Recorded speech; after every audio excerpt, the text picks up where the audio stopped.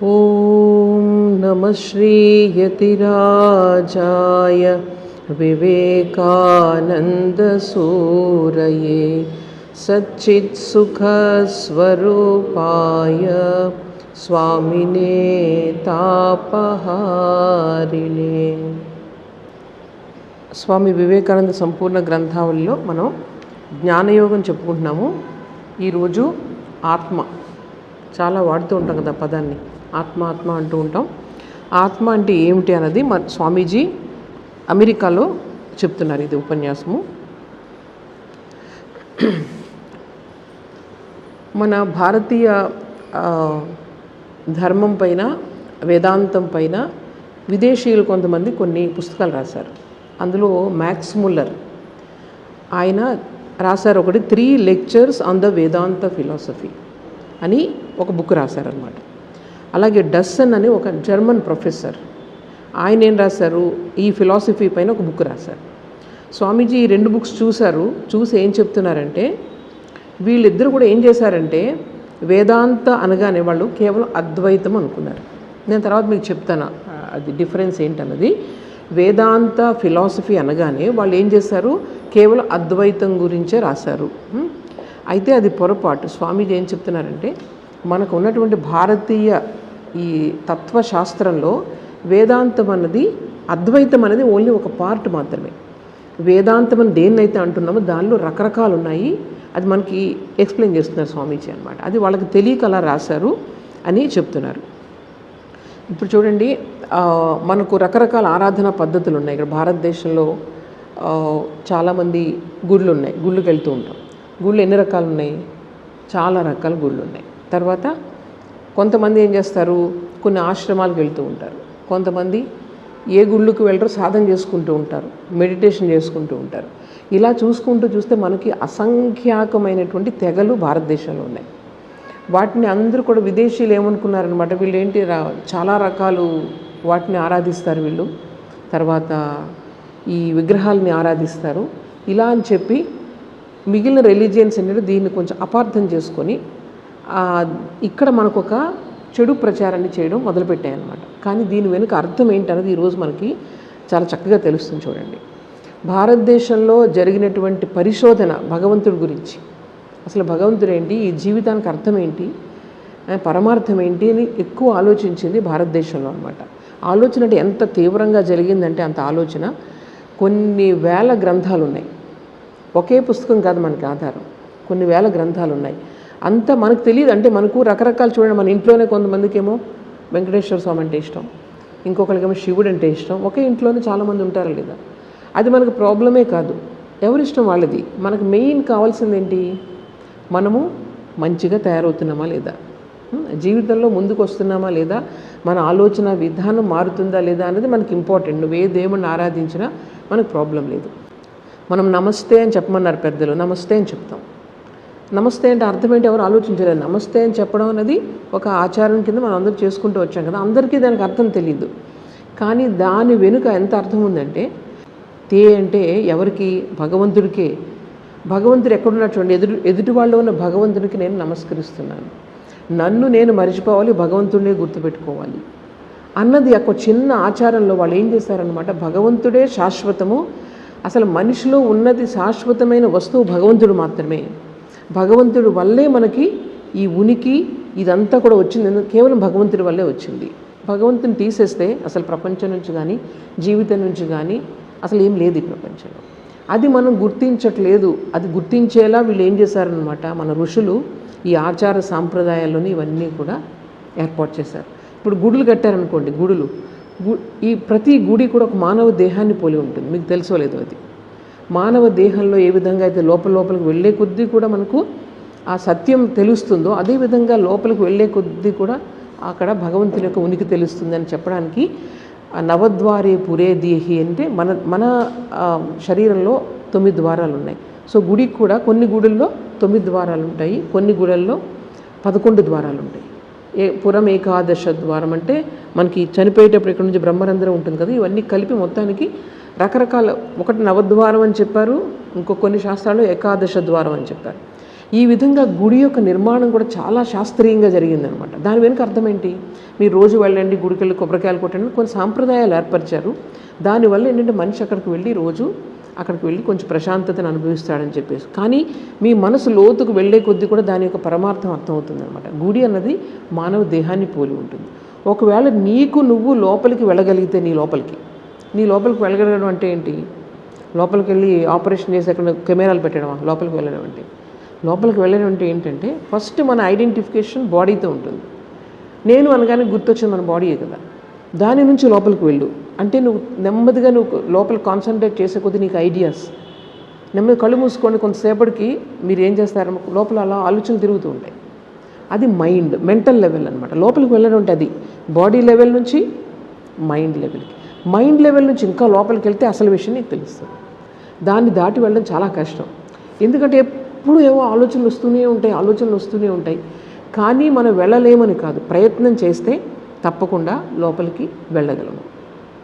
So దానికి రకరకాల పద్ధతులు పెట్టారు. సో మన ఋషులు వీళ్ళు కనిపెట్టింది ఏంటనమాట, వాళ్ళు మొత్తం మానవ జీవితంలో ప్రాబ్లమ్స్ అన్నీ కూడా ఎక్కడ సాల్వ్ అవుతాయన్నమాట, మన అంతర్ముఖంగా మనల్ని మనం అర్థం చేసుకోవడం ద్వారా అవి సాల్వ్ అవుతాయని కనిపెట్టి వాళ్ళు ఏం చేశారు, అందరినీ కళ్ళు మూసుకొని కూర్చొని లోపలికి వెళ్ళాలంటే వెళ్ళలేరు. అందరూ 90% ఎవరు వెళ్ళలేరు. అందువల్ల ఏం చేస్తారనమాట, కొన్ని గుడులు, కొన్ని సంప్రదాయాలు, అలా కొన్ని ఆధ్యాత్మికమైనటువంటి ఆదర్శాలు ఇవన్నీ మనకు పెట్టి ఉన్నారు. ఆ పెట్టడం వల్ల ఏమవుతుందన్నమాట, మనకి అట్లీస్ట్ రోజుకు ఒకసారైనా మనం ఆ రిచువల్స్, పూజలు, పండగలు అవి చూడడానికి చాలామందికి మనం ఈ నోములు వ్రతాలు చేసుకుంటూ ఉంటాం. వచ్చిన వాళ్ళందరికీ కాళ్ళకు పసుపు రాసి వాళ్ళకి చక్కగా గౌరవించడం. చూడండి, ప్రతి మనిషిలో కూడా భగవంతుడు ఉన్నాడు అనే భావాన్ని గుర్తు చేయడానికి ఇటువంటి సాంప్రదాయాలు, వ్రతాలు ఇవన్నీ కూడా మనకు తీసుకొచ్చారనమాట మన ఋషులు. సో ఇక్కడ ఎందుకు చెప్తున్నా అంటే, ఇక్కడ స్వామీజీ కేవలం అద్వైతం అంటే ఏంటి, ప్రపంచంలో ఒకటి సత్యం ఉంది, ఇవన్నీ కనిపిస్తుంది అంతా కూడా మిథ్య అని చెప్పేది అద్వైతం. ఇప్పుడు మనందరికీ కూర్చోబెట్టి ఇదంతా మిథ్య అంటే ఎట్లా, అన్నీ చూస్తున్నాం, మిథ్య అంటే ఎలా అవుతుంది, అవ్వదు కదా. సో అద్వైతం అనేది ఒక హయ్యెస్ట్ ఫిలాసఫీ, కానీ దాని క్రింద చాలా రకాలైనటువంటి పద్ధతులు ఉన్నాయి అని చెప్తున్నారు. చూడండి, ఇందులో మన భారతదేశంలో తత్వశాస్త్రం అంటే ఏంటో తెలుసు కదా మీకు. ఫిలాసఫీ అంటే ఏంటి చెప్పండి. అసలు ఈ యొక్క మన జీవితానికి అర్థం ఏంటి, అలాగే ఎక్కడి నుంచి వచ్చింది ఈ జీవితం అన్నది, ఇవన్నీ అంటే ఈ జీవితం అంటే ఏంటి, మరణం అంటే ఏమిటి, ఇవన్నిటినీ కూడా చర్చిస్తుంది తత్వశాస్త్రం. అటువంటి తత్వశాస్త్రాలు మన భారతదేశంలో ముఖ్యంగా 2 రకాలుగా ఉన్నాయి. ఒకటి ఏంటంటే వేదాలను నమ్మేది, రెండవది వేదాలను నమ్మనిది. 2 రకాలు ఉన్నాయి. దాన్ని ఆర్థోడాక్స్ అండ్ హెటిరోడాక్స్ అంటారు. వైదిక, అవైదిక అని చెప్పంటారు. అవైదిక అంటే వేదాలను నమ్మనివి 3 రకాలు ఉన్నాయి. అందులో ఒకటి చార్వాకులు, రెండవది బౌద్ధులు, మూడవది జైనులు. బౌద్ధులు, జైనులు వాళ్ళందరూ కూడా ఎప్పుడు వచ్చారు చెప్పండి, క్రీస్తు పూర్వం 6వ శతాబ్దంలో బుద్ధుడు, జైనుడు, ఈయన మహావీరుడు జన్మించారు. వీళ్ళు ఎందుకు వేదాలను నమ్మలేదంటే, ఆ రోజుల్లో వైదిక ధర్మం చాలా దిగజారిపోయి ఉందన్నమాట. కేవలం జంతు బలులు ఇవ్వడమే మతం అనుకునేవారు వాళ్ళు. అందువల్ల వాళ్ళకి అది నచ్చక వీళ్ళిద్దరూ కూడా వేదాలను పక్కన పెట్టి నైతికంగా మనిషి ముందుకు వెళ్ళాలి అన్నది వీళ్ళిద్దరూ కూడా అప్పుడు తిరుగుబాటు చేశారు మన సమాజంలో. అందుకు ఎందుకంటే వేదాలను అనుసరిస్తూ వీళ్ళందరూ కూడా జంతువులను బలిస్తూ ఇవన్నీ యాగాలు, యజ్ఞాలు చేస్తున్నారు తప్ప మనుషులు మాత్రం నైతికంగా ఉండట్లేదు అని కనిపెట్టి వీళ్ళిద్దరూ కూడా రాజులు. తెలుసు కదా మీకు, మంచి బుద్ధుడు ఎవరు, గొప్ప రాజు అతను. అన్నీ వదిలేసి వచ్చేసాడు అనమాట. అంటే ఈ ప్రపంచంలో ఇంత దుఃఖం ఉంది, ఈ దుఃఖానికి ఒక సొల్యూషన్ కావాలి, దాన్ని కనిపెట్టాలని చెప్పేసి ఆయన వచ్చేస్తాడనమాట. వచ్చిన కొన్ని సంవత్సరాల పాటు కేవలం అంతరంగ పరిశోధన చేసి దానికి ఆయనకు జ్ఞానోదయం అయ్యి ఆయన ఒక బౌద్ధ మార్గాన్ని ప్రవేశపెట్టాడు ఆయన. అయితే ఇక్కడ మనం చెప్పుకుంటున్నది ఏంటంటే, ఇవి వేదాలను ఎందుకు నమ్మలేదంటే, వేదాలను అంటే వాటిని అగౌరవపరచడానికి కాదు, వేదాలు లేకుండానే మనం ఇక్కడి నుంచి మనిషిని మన లోపల అంతరంగ శోధన చేసుకుంటే కనుక సత్యం దొరుకుతుందని చెప్పారు. నిజం కూడా అంతే కదా. కేవలం పుస్తకాలను చదివి కంఠస్థపడ్డం వల్ల మనకు ఏమైనా వస్తుందా? అది మనలో ఉన్నటువంటి ఏదైతే చెడు ఉందో దాన్ని మొత్తం మనం కనిపెట్టి దానిని ట్రాన్స్ఫార్మ్ చేసుకోగలగాలి. అప్పుడే మనకు జీవితంలో లిబరేషన్ కానివ్వండి, ముక్తి కానివ్వండి, మోక్షం కానివ్వండి ఇక్కడే వస్తుంది. కేవలం 10 రకాల గుళ్ళు తిరగడం వల్ల, 10 రకాల పుస్తకాలు చదవడం వల్ల రాదు. సో అది మనం గుర్తుపెట్టుకోవాలి. అలాగని చెప్పి వేదాల్లో ఏం లేదా, శాస్త్రాల్లో ఏం లేదంటే కాదు, అన్నీ ఉన్నాయి. కానీ మనం సరిగా అర్థం చేసుకోవడం లేదు కాబట్టి కొన్నాళ్ళు అవి పెడత్రోవ పట్టాయన్నమాట. సరే, ఆ టైంలో బుద్ధుడు వాళ్ళు వచ్చి వేదాలను వాళ్ళు వ్యతిరేకించలేదు, కానీ వేదాలని వాళ్ళు ప్రమాణంగా తీసుకోలేదు. అది గుర్తుపెట్టుకోండి. సో అవి పక్కకు పెట్టాం. ఇప్పుడు వేదాలను నమ్మేటటువంటి ఫిలాసఫీలు ఉన్నాయి. అందులో ముఖ్యంగా 3 సిస్టమ్స్ ఉన్నాయి. అందులో ఏంటంటే న్యాయ, తర్వాత రెండవది ఏంటంటే సాంఖ్య అండ్ వేదాంత, మీమాంస అంటారు. సో ఈ 3 మళ్ళీ ఒక్కొక్క దాంట్లో పెయిర్స్ ఉన్నాయి. ఏదైతే న్యాయ అండ్ వైశేషిక అంటే దగ్గరగా ఉంటాయి, కొంచెం తేడాలు ఉంటాయి. న్యాయ వైశేషిక అనేటువంటివి 2 ఋషులు ప్రతిపాదించినటువంటివి అన్నమాట ఇవి. అవి 2 కూడా ఒక జంట. రెండవది సాంఖ్య అండ్ యోగ అంటే ఇప్పుడు పతంజలి యోగ ఉంది సార్, అది. ఇవి 2 ఒక జత. ఇంకా మూడవది మీమాంస అన్నాం కదా, అందులో పూర్వ మీమాంస, ఉత్తర మీమాంస. ఈ ఉత్తర మీమాంస అన్నదే వేదాంతము. ఇది చూడండి, ఉత్తర మీమాంస అనేది వేదాంతము. వేదాంతం అంటే వేదాల్లో ఉన్నటువంటి సారం మీద ఆధారపడినటువంటి ఫిలాసఫీ. అది సారం అంటే అందులో చాలా రకాలు ఉన్నాయి వేదాల్లో. అందులో ఏదైతే ఎస్సెన్స్ ఉందో ఆ ఎసెన్స్ మీద మాత్రమే ఆధారపడినది వేదాంతము. బాగా గుర్తుపెట్టుకోండి. ఇది చాలా అంటే ప్రతి భారతీయులందరూ కూడా ఇది బాగా గుర్తుపెట్టుకోవాల్సిన విషయం అనమాట. మనకు చిన్నప్పటి నుంచి ఎవరు చెప్పట్లేదు ఇది. అంటే మన సంస్కృతి ఎందుకు ఇంత వైవిధ్యం ఉంది అన్నది మనకు బాగా అర్థమవుతుంది అర్థం చేసుకుంటే. సరే, ఇక్కడ చూడండి, నేను ముందు చెప్పాను కదా, న్యాయ వైశేషిక, తర్వాత సాంఖ్య యోగ, ఇవి చెప్పాను. ఇవన్నీ కూడా అంతగా కంటిన్యూ అవ్వలేదు. ఫిలాసఫీస్ అయితే ఉన్నాయి, కానీ ఈరోజు మనకు ఆచరణలో మనం చేస్తున్న దాంట్లో ఆల్మోస్ట్ లేదని చెప్పచ్చు. ఫిలాసఫీ కింద మనం యూనివర్సిటీలో చదువుకుంటాం సాంఖ్య యోగ ఇవన్నీ కూడా, కానీ వాటిని అనుసరిస్తున్న వాళ్ళు ఎవరు లేరని చెప్పచ్చు, చాలా తక్కువ మంది ఉన్నారు. ఈరోజు మనం చూస్తున్నటువంటి భారతదేశంలో అన్ని రకాలైనటువంటి మతాలు, ఆచారాలు అన్నీ కూడా ఈ వేదాంతం ఏదైతే అనుకున్నామో దాని నుంచి వచ్చాయి. ఈ వేదాంతం అనేది ఉపనిషత్తుల మీద ఆధారపడినటువంటి తత్వశాస్త్రం. కేవలం ఉపనిషత్తులు అంటే ఏంటి? వేదాల యొక్క ఎస్సెన్స్ అనమాట. అందులో ట్రూత్ చెప్పబడింది. ఉపనిషత్తులో ఏం చెప్పబడిందంటే ఏం లేదు, ప్రపంచంలో ఉన్నదంతా ఒకటే. ప్రతిదీ కూడా ఇంటర్ కనెక్ట్ అయ్యి ఉన్నాయి. మనం సెపరేట్గా కనిపిస్తున్నాం కదా, సెపరేట్ కాదు, ప్రతి దానికి కనెక్షన్ ఉంది. ఎంత చక్కగా చెప్తారంటే ఉపనిషత్తుల్లో, ఇప్పుడు భగవంతుడు అక్కడ ఉన్నాడు, ఇక్కడ ఉన్నాడు, అలాంటి మధ్యలో లేడా, మధ్యలో కూడా ఉన్నాడు, ఇలా అనమాట. ఇటువంటి లాంగ్వేజ్లు చెప్తారు. అది నువ్వెందుకు తెలుసుకోలేకపోతున్నావు అంటే అది ఒక భ్రాంతి వల్ల, అజ్ఞానం వల్ల తెలుసుకోలేకపోతున్నావు. ఎక్కడి నుంచి వస్తుంది ఆ భ్రాంతి అంటే కేవలం ఇంద్రియాల నుంచి వస్తుంది. సపోజ్ మీకు 5 ఇంద్రియాలు లేవనుకోండి, ఎలా ఉంటుంది ప్రపంచం చెప్పండి? ఎలా ఉంటుంది? ఏమీ తెలియదు, ఏమి డిఫరెన్సెస్ తెలియవు మీకు. సో ఈ 5 ఇంద్రియాలని తీసుకుని మైండ్ పనిచేస్తూ ఉంది. మైండ్ మీకు ఏం చేస్తూ ఉంటుంది? మైండ్ కొన్ని ఒపీనియన్స్ మీకు చేసి ప్రపంచాన్ని ఇది వేరు అని చూపిస్తూ ఉంటుంది మీకు. కానీ యాక్చువల్గా ప్రపంచంలో ఉన్నది ఒక్కటే. నీ మైండ్ యొక్క భ్రాంతి వల్ల నీకు ఇలా విడివిడిగా కనిపిస్తూ ఉంది అన్నది మీకు ఉపనిషత్తులు చెప్తాయి. ఉపనిషత్తులు మీరు చదివితే అంతా కూడా ఒకటే అన్నమాట. యూనిటీ అన్నది అక్కడ చెప్తుంది ఎప్పుడు కూడా. అంటే ప్రపంచంలో ఉన్నది అంతా ఒకటే అని మనం తెలుసుకుంటే మనకు గొడవలు ఎందుకు వస్తాయి చెప్పండి? ఎదుటి వాళ్ళ పట్ల ఫీలింగ్ వస్తుందా లేదా? ఇప్పుడు మీ ఒక ఫ్యామిలీలో ఉన్నారు, మీకు వేరే చెప్పాలి, అవి చెల్లిని ప్రేమించు, అక్కను ప్రేమించు అవసరం లేదు కదా. మనందరూ మనందరికీ ఒకటే అని చెప్పి ఆ ఫీలింగ్ అనేది ఎలా క్రియేట్ అవుతుంది? ఆ వన్నెస్. మనందరం ఒక్కటే. సపోజ్ చిన్నప్పుడే విడిపోయి వేరే ఇంట్లో పెరిగారనుకోండి, మీకు తెలుస్తుంది ఒకటే అని. వేరే ఫ్యామిలీస్ అనుకుంటారు. బికాజ్ మీ యొక్క భావంలో మనం అందరం ఒక్కటే అన్న భావం ఉంది కాబట్టి ఆ ఏకాత్మ భావం అనేది వస్తుంది. అట్లాగే ప్రపంచం అంతా ఒక్కటే అన్నది నిజంగా మనకు తెలిస్తే కనుక చిన్నప్పటి నుంచి ఎందుకు వస్తాయి ఈ భేదాలన్నీ కూడా? సో ఇది ఉపనిషత్తులో చెప్పి ఉంది. ఆ ఉపనిషత్తులపైన ఆధారపడి ఏర్పడినటువంటి తత్వం శాస్త్రం ఏంటంటే వేదాంతము. ఇది బాగా గుర్తుపెట్టుకోండి. అయితే వేదాంతము అంటే కేవలం అద్వైత వేదాంతం కాదు. ఇప్పుడు మనం చెప్పుకున్న అద్వైత వేదాంతం అంటే ఏంటి? అసలు ఏమి తేడాలు లేవు, అంతా ఒకటి, ఇదంతా భ్రాంతి, చూస్తున్నదంతా అది. కానీ అది అందరూ అర్థం చేసుకోలేరు. అది నిజంగా ట్రూతే అయినప్పటికీ అందరూ అర్థం చేసుకోలేరు. కాబట్టి రకరకాల పద్ధతుల్లో ఇవన్నీ కూడా డెవలప్ అయ్యాయి అన్నమాట. భగవంతుని గురించి ఆలోచన మనం చెప్పుకునేది ఇప్పుడు భగవంతుని గురించి భావాలు, వివిధ భావాలు ఎలా ఉంటాయి అన్నది. ఇది మనము చూడండి. ఫస్ట్ మనకి ఏం చెప్తారంటే చూడండి, గాడ్. ఈ ప్రపంచంలో ఏమున్నాయి చెప్పండి? ఈ ప్రపంచం చూస్తున్న ప్రపంచం అంతా ఉంది, దీన్ని ప్రపంచం అంటారు.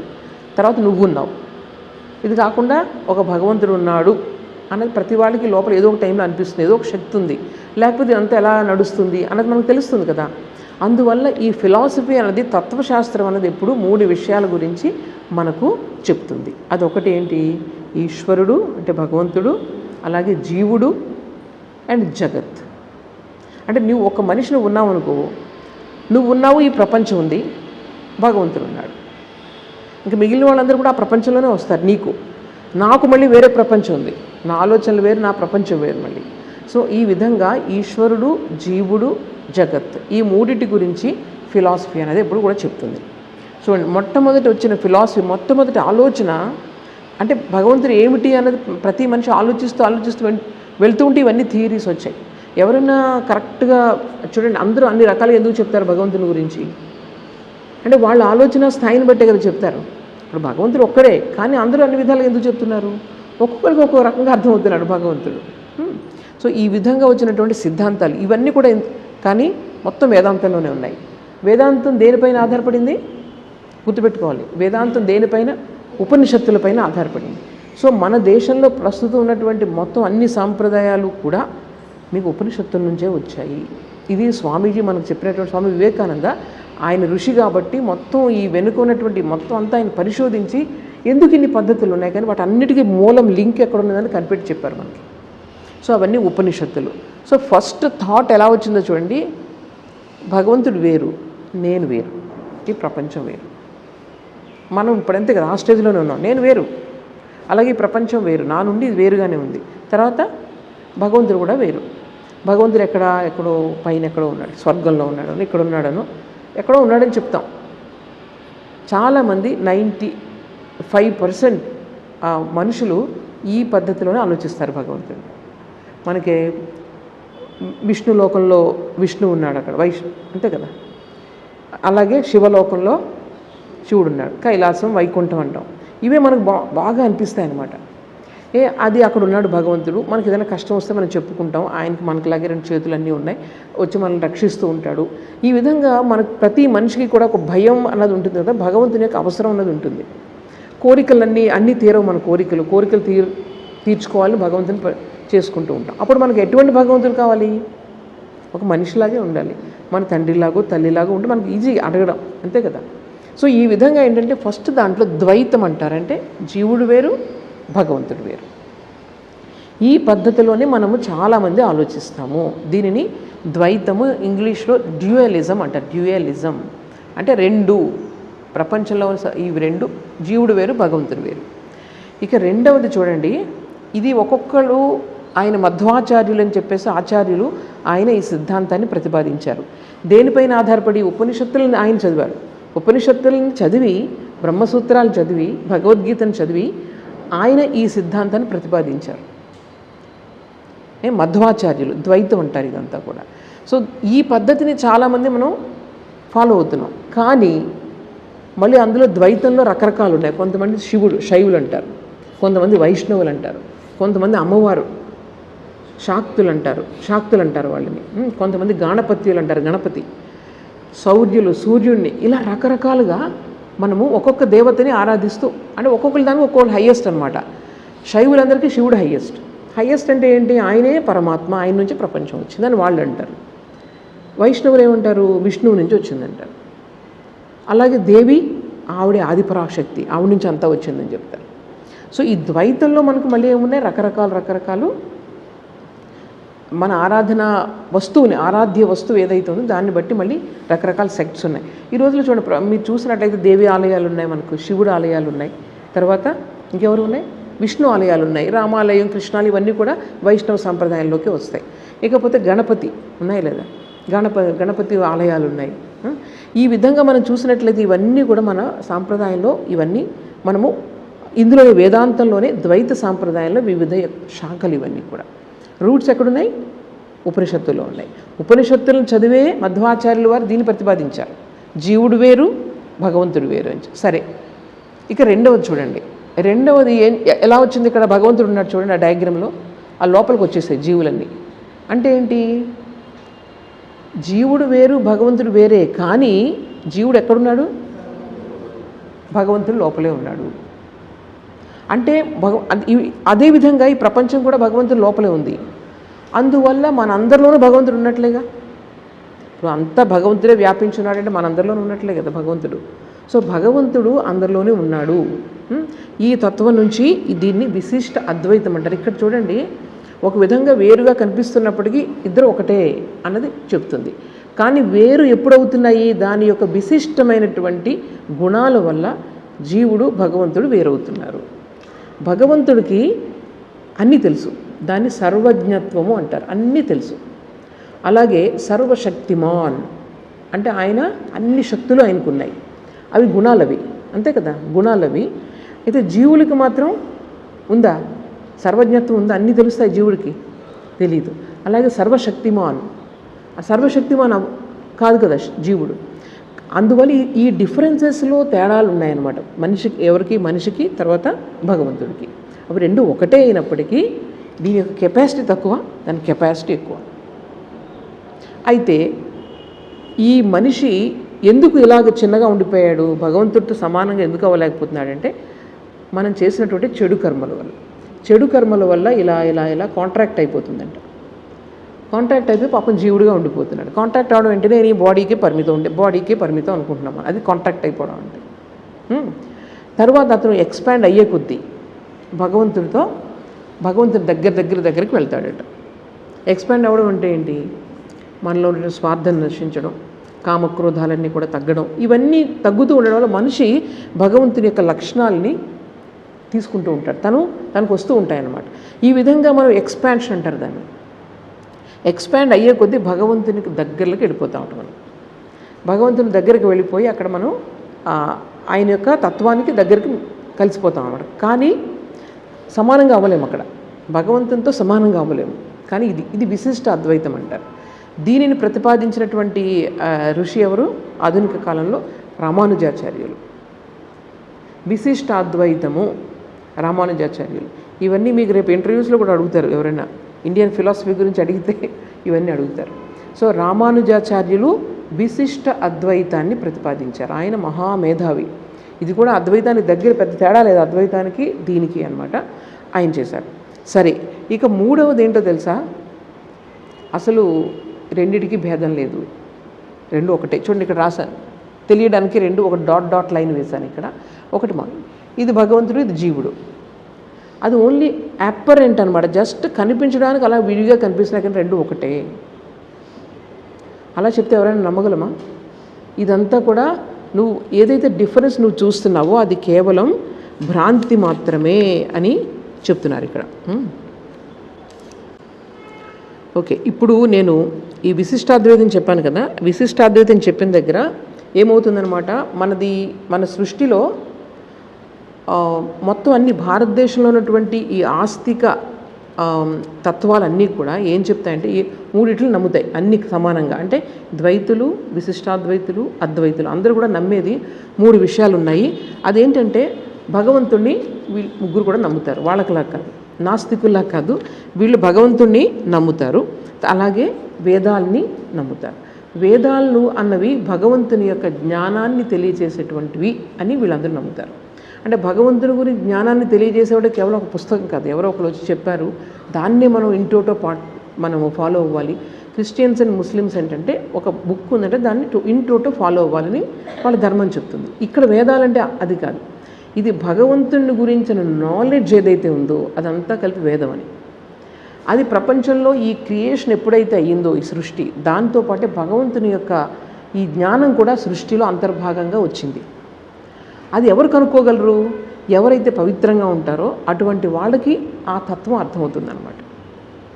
మనం కూడా ఈరోజు కూడా మనం ఎక్స్పెరిమెంట్ చేసి చూడొచ్చు. నువ్వు ఎప్పుడు భగవంతుని గురించి ఆలోచిస్తూ నీ మనసును నిర్మలంగా ప్రశాంతంగా పెట్టుకుంటే నీకు కొన్ని విషయాలు తెలుస్తాయి. మనం ఈ ప్రపంచం గురించి, తత్వం గురించి తెలుస్తుంది. అంటే ఏంటనమాట, జ్ఞానం అన్నది ఎప్పుడూ ఉంది ఇక్కడ. కానీ నీకు ఎందుకు అందట్లేదంటే నువ్వు ఎంతసేపు ఈ మైండ్ టర్బులెన్స్లో ఉంటున్నావు కాబట్టి నీకు ఆ జ్ఞానం అనేది యూనిటీ అనేది తెలియట్లేదు నీకు. కానీ నువ్వు కూడా తెలుసుకోవచ్చు అది. సో భగవంతుని యొక్క జ్ఞానం అంటే అదనమాట. వేదాలు అనగానే కేవలం పుస్తకాలు రాసి పెట్టినవి కాదు అవి. ఎంతోమంది ఈ ప్రపంచంలో ఉన్న జ్ఞానం మొత్తం కలిపి వేదము. అవి ఎలా బయటకు వస్తాయంటే మనము సాధన చేసి అంతర్ముఖం చేసి వాటి మీద ఆలోచించినప్పుడు అవన్నీ కూడా మనకు ధ్యానంలో మనకు రివీల్ అవుతాయి. అలా ధ్యానం చేసిన వాళ్ళే ఋషులు అనమాట. సో ఈ మంత్రాలన్నీ ఎక్కడి నుంచి వచ్చాయంటే ఆ ఋషులు చెప్పినవి. అంటే భగవంతుని గురించి జ్ఞానం అంతా నువ్వు చెప్పలేవు ఏ రోజుకి కూడా, ఎవరు చెప్పలేరు, ఎవరికి అది సాధ్యం కాదు. అది ఒక్కొక్కరు కొంచెం కొంచెం కొంచెం కొంచెం తెలుస్తుంది, దాన్ని వాళ్ళకి కొంచెం చెప్తున్నారనమాట. అది అనంతం. అది భగవంతుని గురించి ఇదే అని చెప్పడం చాలా అజ్ఞానం. కేవలం ఇది మాత్రమే భగవంతుని యొక్క తత్వం గురించి చెప్తుంది అని చెప్పడం చాలా అజ్ఞానం అని ఎవరు చెప్పేవారంటే రామకృష్ణ పరమహంస చెప్పేవారు. ఇతి అన్నది ఎప్పుడు కూడా భగవంతుడికి లేదు. ఆ తత్వానికి ఎంతో కొంత మనం తెలుసుకోగలుగుతాము అంతే అని చెప్పేవారనమాట. సో ఈ విధంగా మనము ద్వైత, విశిష్టాద్వైత, అద్వైత ముగ్గురు కూడా వాళ్ళు విశ్వసించేది ఏంటంటే భగవంతుడు ఉన్నాడు. తర్వాత వేదాలు అన్నవి భగవంతుని యొక్క జ్ఞానాన్ని తెలియజేసినటువంటి విషయాలు. తర్వాత మూడవది ఏంటంటే ఈ సృష్టి అంతా కూడా ఎలా జరుగుతుంది, సైక్లికల్గా జరుగుతుంది. అంటే ఏ రోజు కూడా కొత్తగా మనం సృష్టించలేము, దేన్ని నాశనం చేయలేము. అంటే ఏదన్నా మనం కొత్తగా దేని నుంచి ఏమీ లేకుండా సృష్టించగలమా దేనైనా మనం? అది మనం ఎప్పుడు కూడా చేయలేము. అందుకని భారతీయ తత్వాలన్నీ కూడా సృష్టి అనే పదానికి వ్యతిరేకం అన్నమాట. ప్రొజెక్షన్ అంటారు దాని. అంటే ఆల్రెడీ ఉంది, దాని నుంచి బయటకు వస్తుంది అంతే. అది విత్తనము తర్వాత చెట్టు, ఇది చెప్పుకుంటాం ఇప్పుడు కూడా మన ఎగ్జాంపుల్. విత్తనంలో ఆల్రెడీ చెట్టు ఉంది, చెట్టు నుంచి మళ్ళీ విత్తనం వస్తుంది. సో ఈ విధంగా ఈ ప్రపంచం అంతా కూడా ఒకసారి సుప్తావస్థకు వెళ్ళిపోతూ ఉంటుంది, మళ్ళీ ఆ భగవంతుడిలో లైవ్ అయిపోతూ ఉంటుంది, మళ్ళీ భగవంతుడి నుంచి మళ్ళీ వస్తూ ఉంటుంది. సో ఇది కూడా మన మూడు తత్వాలు కూడా, తత్వశాస్త్రాలు కూడా నమ్ముతాయి అన్నమాట. ఏవి మూడు ఏంటవి? ద్వైతము, విశిష్టాద్వైతము, అద్వైతము. ముగ్గురు కూడా నమ్మేటువంటిది మూడు. ఒకటి భగవంతుడిని ఉన్నాడు అనేటువంటి విశ్వాసం, తర్వాత వేదాలు మనకి ప్రమాణం అన్నది, మూడవది సైక్లికల్ నేచర్ ఆఫ్ క్రియేషన్. మీ ప్రపంచంలో ఏది తీసుకున్నా సరే జస్ట్ ఎక్కడి నుంచో వచ్చింది ఎక్కడి నుంచో పోతుంది అని కాదు. అది మళ్ళీ వస్తుంది, మళ్ళీ వస్తుంది వెళ్తుంది, ఈ విధంగా సైక్లికల్గా జరుగుతుంది. ఇవి మూడు కూడా వీళ్ళు ఎప్పుడు కూడా విశ్వసిస్తారనమాట. ఇప్పుడు వీళ్ళు విశిష్టాద్వైతం చెప్పేటప్పుడు ఈ ప్రపంచం అంతా కూడా సంకోచించిపోయి వెళ్ళిపోతుంది, భగవంతుడు సంకోచిస్తుంది, ఒకసారి మళ్ళీ విస్తరిస్తుంది, ఎక్స్పాండ్ అవుతుంది.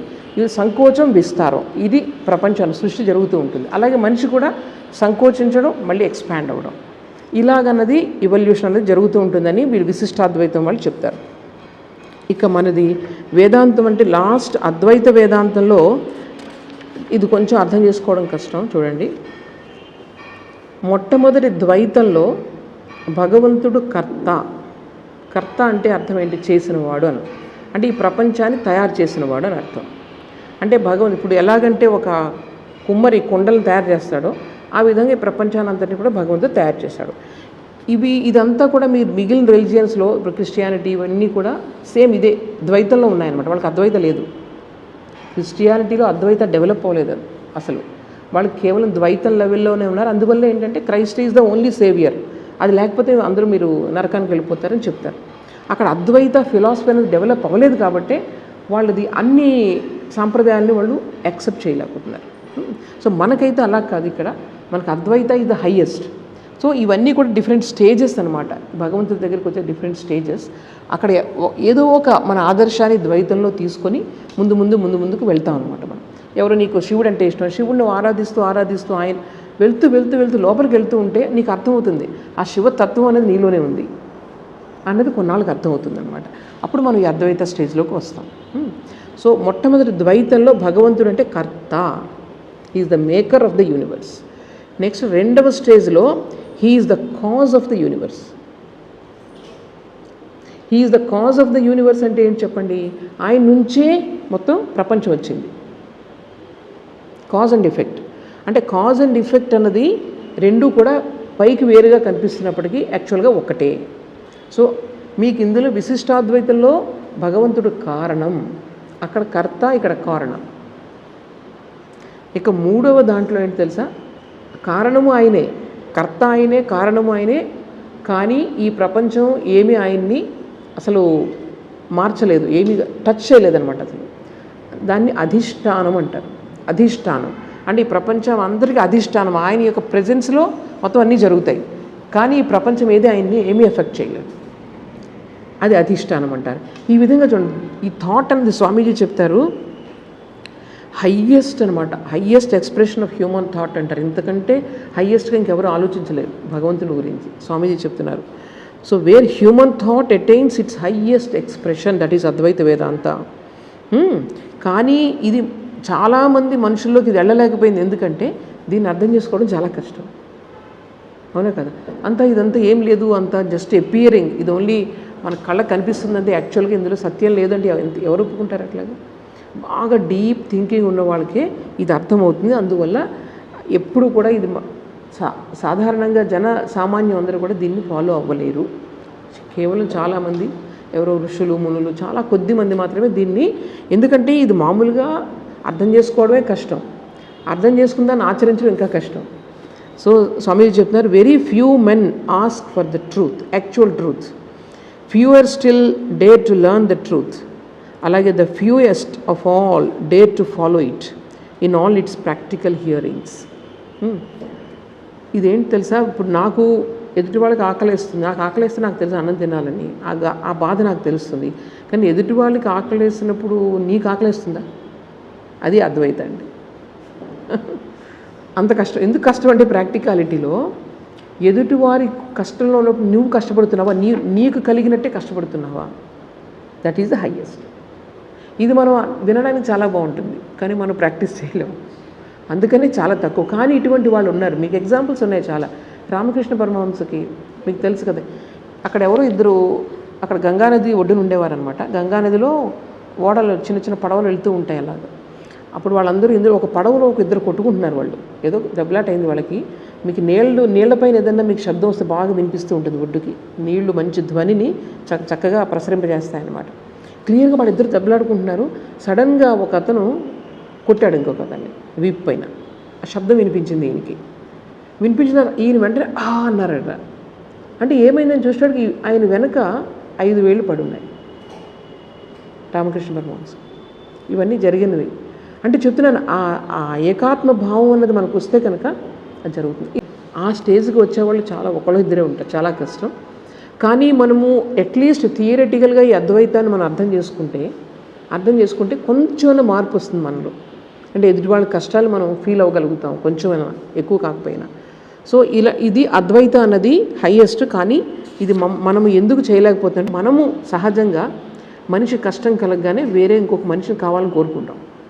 ప్రతి వాళ్ళ మీద ఎవరి మీదైనా ఆధారపడడం అన్నది మంచి తప్పని కాదు అది, కానీ that is kind of weakness, అవునా కదా. కొంతమంది చూడండి, చిన్నది కలిగినా ఎవరో ఒకళ్ళు ఉండాలి మనకు సాంత్వన ఇవ్వడానికి. కొంతమంది ఏం చేస్తారు, పెద్ద కష్టాన్ని కూడా తట్టుకోగలుగుతారు. రెండింటికి తేడా ఎక్కడుంది చెప్పండి? స్ట్రెంగ్త్, మెంటల్ స్ట్రెంగ్త్ ఎవరికైతే తక్కువ ఉందో వాళ్ళు ఎంతసేపు మనుషులు కావాలి, వాళ్ళ కష్టానికి సుఖానికి మనుషులు కావాలి. అలా కాకుండా స్ట్రెంగ్త్ ఎవరికైతే ఎక్కువ ఉందో వాళ్ళకి అవసరం ఉంది. సో స్వామీజీ చెప్తున్నారు, అద్వైతాన్ని మీరు అంతా ఒక్కటే అన్నప్పుడు మీరు ఎవరి మీద ఆధారపడకూడదు, మీ మీద మీరే నిలబడగలగాలి. సో అందువల్ల స్వామీజీ ఏం చెప్తున్నారంటే, వీక్నెస్ ఒకటే మనకి దీనికి కారణం. అద్వైతాన్ని మనం అర్థం చేసుకోలేకపోవడానికి కారణం ఏంటంటే వీక్నెస్. అంటే మనం ఎప్పుడు కూడా ఆధారపడడం ఎదుటి వాళ్ళ మీద అలవాటు పడిపోయాము అని చెప్తున్నారు. సో అద్వైతం ప్రకారం ఏంటంటే, ఈ భగవంతుడే కారణము, ఆయనే తయారు చేశాడు, ఆయనే అందులో మెటీరియల్ ఆయనే తయారు చేశాడు. Efficient and material cause of this universe. అంటే ఏంటనమాట, సృష్టికర్త ఆయనే, సృష్టి ఆయనే, రెండు ఆయనే. ఇది విశిష్ట అద్వైతం కూడా దీన్నే నమ్ముతుంది. మరి మనం ఎందుకు దాన్ని చూడలేకపోతున్నాం? ఈ ప్రపంచాన్ని అంతా భగవంతుడిగా ఎందుకు చూడలేకపోతున్నాం? ఇందులో ఎందుకు ఇంత జడ పదార్థం ఉంది కదా, ఇక్కడ చెడు ఉంది, అన్నీ జరుగుతున్నాయి, దాన్ని భగవంతుడిని ఎలా నమ్ముతాను? నమ్మలేం కదా. సో అది ఇందువల్ల జరుగుతుందంటే ఇగ్నోరెన్స్ వల్ల జరుగుతుందని స్వామీజీ అంటున్నారు. సరే, ఇప్పుడు చూడండి, ద్వైత సిద్ధాంతంలో కూడా మనకు భగవంతుడు అన్నవాడు అన్ని మంచి లక్షణాలు కలిగిన వాడు భగవంతుడు. అంటే మరి చెడు ఎక్కడి నుంచి వచ్చింది?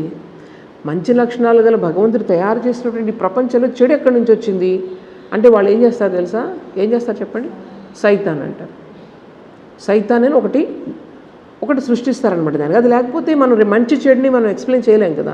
అందుకు ద్వైత సిద్ధాంతాల్లో అన్నింటిలో కూడా మీకు ఏమవుతుందన్నమాట, పాపము, ఇది తర్వాత ఈ సైతాన్ అని ఇలాంటివి నెగిటివ్ ఒకటి సృష్టిస్తారు. భారతదేశంలో సైతాన్ లేదు, మన దేశంలో ద్వైత సిద్ధాంతాలు ఉన్నాయి కదా, సైతాన్ లేదు. మనకు సైతాన్ అవసరం రాలేదు, ఎందుకంటే మనకు కర్మ సిద్ధాంతం పైన నమ్మకం ఉంది. మనం చేసినటువంటి మంచి చెడే మనల్ని మంచి చెడు మనకి కలిగిస్తాయి, జీవితంలో సుఖ దుఃఖాలని కలిగిస్తాయి అని మన వాళ్ళకి కర్మ థియరీ ఉంది. ఆ సైక్లికల్ క్రియేషన్ ఈరోజు వచ్చింది, మళ్ళీ ఎప్పుడు ఎండ్ అయిపోతుంది. ఎక్కడికి వెళ్తుంది ఎండ్ అయిపోయి? లాజికల్గా ఏం ఎక్స్ప్లెయిన్ చేయాలి, ఎక్కడి నుంచి వచ్చింది ఎక్కడికి వెళ్ళిపోతుంది. సో మనది సైక్లికల్ క్రియేషన్ అంటే ఇది ఒక్కటే ఇది కాదని మనం మళ్ళీ కంటిన్యూ అవుతాం, మళ్ళీ లైఫ్ అంతా మళ్ళీ కంటిన్యూ అవుతుంది, మళ్ళీ వెళ్తాం, మళ్ళీ సేమ్ ఇదే సైకిల్ మళ్ళీ కంటిన్యూ అవుతుంది. మేబీ చాలా మనకు ఊహించనంతటి కాలం దాటిపోయిన తర్వాత మనం ఊహించడం ఆ కాలాన్ని, మళ్ళీ ఇదే సైకిల్ స్టార్ట్ అవుతుంది, మళ్ళీ ఇలాగే మనం కలుసుకుంటాం మళ్ళీ ఇంకో సైకిల్లో. So this is Indian philosophy. అందువల్ల ద్వైత సిద్ధాంతం అయినప్పటికీ భారతదేశంలో ఏం రాలేదు, సైతాన్ అవసరం రాలేదు చెడుని ఎక్స్ప్లెయిన్ చేయడానికి. ఎందుకంటే ఈ తత్వాలు మతాలు ఏం చేయాలంటే మంచిని చెడుని ఎక్స్ప్లెయిన్ చేయాలి. ప్రపంచంలో మంచి ఉంది చెడు ఉంది, దానికి కారణం నువ్వు చెప్పు అంటారు. థియాలజీ అంటారు. మనం ప్రతి రిలీజియన్ కూడా థియాలజీ ఉంటుందన్నమాట. ఎక్స్ప్లెయిన్ చేయండి, మీ మతం ప్రకారం ఇదేంటి అని ఎక్స్ప్లెయిన్ చేయండి అంటే అప్పుడు వాళ్ళు ఏం చేస్తారు, సైతాన్ అంటారు. సైతాన్ ఎక్కడి నుంచి వచ్చింది? సో మనకేం చెప్తారనమాట, అది సెల్ఫ్ ఇవాల్వింగ్ యూనివర్స్ ఆల్రెడీ ఉంది, దాని నుంచి యూనివర్స్ వస్తుంది. సెల్ఫ్ ఇవాల్వింగ్, ఎవరో వచ్చి చేయట్లేదు ఇది. This universe itself is intelligence is there in this universe.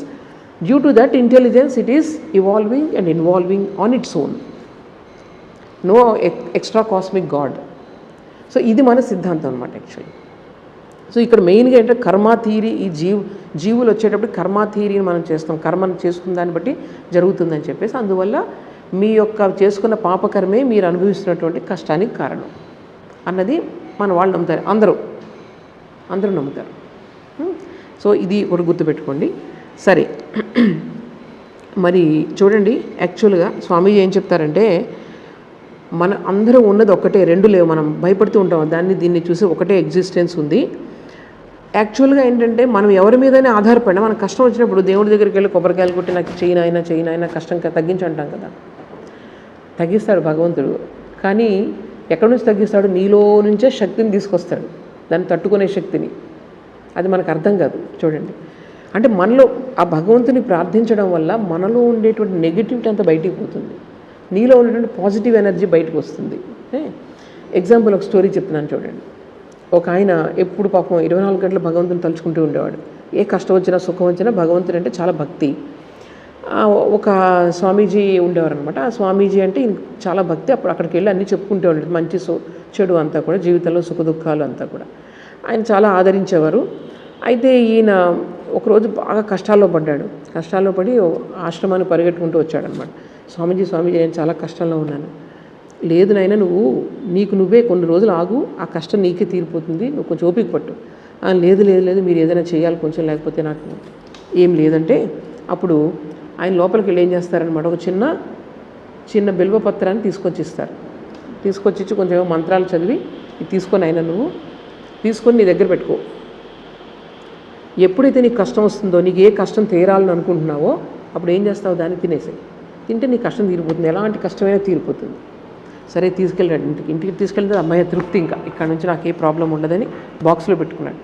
బాక్స్లో పెట్టుకున్న తర్వాత ఏదో కష్టం వచ్చిన తర్వాత వెళ్దాం, దాని బాక్స్ దగ్గర తిందాం తీరిపోతుంది అనుకున్నాడు. దాని దగ్గరికి వెళ్ళి అయ్యో ఇప్పుడు తీరిపోతే ఇది ఒక్కసారి ఇంక అయిపోయింది కదా, నాకు ఉండదు కదా, ఇంకా ఆకు అయిపోతే ఇంక రెండో కష్టానికి ఇంకేం ఉండదు కదా, అందుకని అయ్యో వద్దులే ఈ కష్టాన్ని ఎలాగోలా ఎదుర్కొందాం అని చెప్పి మళ్ళీ అక్కడే ఉంచేశాడు. ఇలా రోజు కష్టాలు వస్తున్నాయి, దాని దగ్గరికి వెళ్తున్నాడు, మళ్ళీ వెనక్కి వచ్చేస్తున్నాడు, దాని కష్టాలు తీరిపోతున్నాయి, మళ్ళీ కష్టాలు వస్తున్నాయి. చివరికి ఈయనకి స్వామీజీ ఒకరోజు కబురు పంపించాట, ఏంటి ఈరోజు కబురు లేదేంటి, ఎలా ఉన్నావు, బాగా పనిచేస్తుందా, ఆకు బాగా పనిచేస్తుందా అంటే బ్రహ్మాండంగా పనిచేస్తుంది. అసలు అది మా ఇంట్లోకి వచ్చిన దగ్గర నుంచి నాకు కష్టాలే అసలు వస్తున్నాయి పోతున్నాయి. అంతకుముందు కూడా వస్తున్నాయి, కానీ ఆ రోజు నీ మీద నీకు విశ్వాసం లేదు, ఎవరో భగవంతుడి మీద ఆధారపడ్డావు, కానీ అది ఉండడం వల్ల నీలో ఉన్నటువంటి విశ్వాసం బయటికి వచ్చింది, అది పనిచేసింది అనమాట. సో ప్రతి వాళ్ళలో కూడా శక్తి ఉంది, స్వామీజీ చెప్తున్నారు. ప్రతి వాళ్ళలో కూడా ఎదుర్కొనే శక్తి ఉంది, కానీ మనం ఏం చేస్తాంటామో బికాస్ ఆఫ్ వీక్నెస్, బాండేజ్, దీనివల్ల ఏం చేస్తాం, మనం వీళ్ళ మీద ఆధారపడతాం. అది స్వామి వివేకానంద మెయిన్ టీచింగ్ ఏంటంటే స్ట్రెంగ్త్ అనమాట. Be strong, stand on your own feet, take all the responsibility on your own shoulders.